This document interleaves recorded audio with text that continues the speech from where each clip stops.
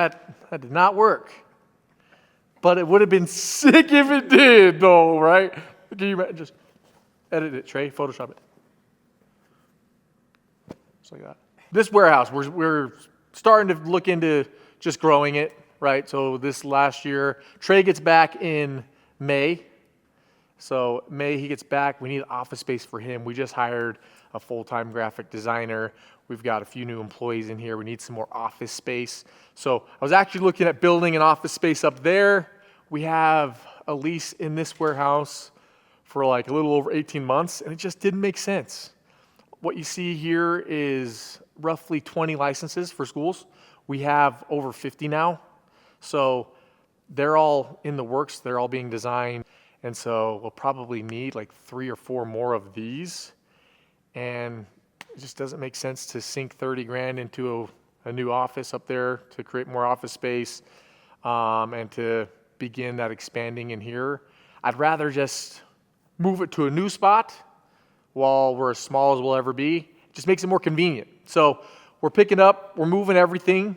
It's happening in a couple of weeks, and there's a ton going on, but there's never really a convenient time to move when you're growing a business. Because like I said, this is technically like the smallest and most convenient it'll ever be. So hyped though to see what's going on and to see like these 3 racks that we kind of started with. Well, when we first moved in here, there's probably some B-roll footage. Insert here.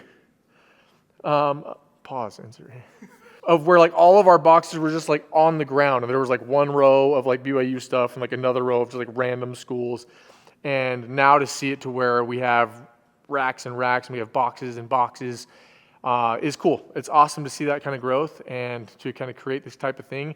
I think it's really easy to look past it, but when we actually sit back and reflect on where we started, where we're at, and what the vision is and where we're going, it's a humbling experience. It's a lot of fun, and we're excited about it.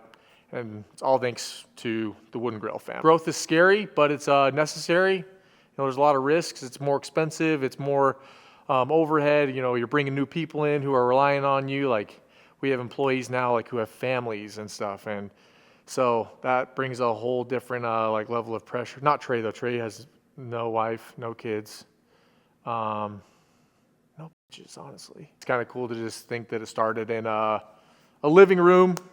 Making wood signs. We got a lot more info coming on this, and you know, we're bringing you guys on an insider view of Wooden Grill, and a few episodes just showing the warehouse, showing some of the progress, and a few more just deep dives into these details. So excited to show you what we got coming, but starting with brand new warehouse. We're moving out of here April 18th. Let's go. They came in and they like sawed that out and like jackhammered it. They just screw it into the steel plate there. So we can just technically unscrew it. And I don't know, we'll figure it out. We always figure it out. Then we'll be getting buckets in a new warehouse. I think there's gonna be way more room for ISO, bro. I wanna get there.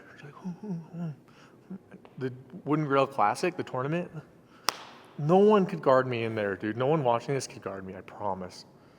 Oh my gosh, you especially, you who are you watching this cannot guard me.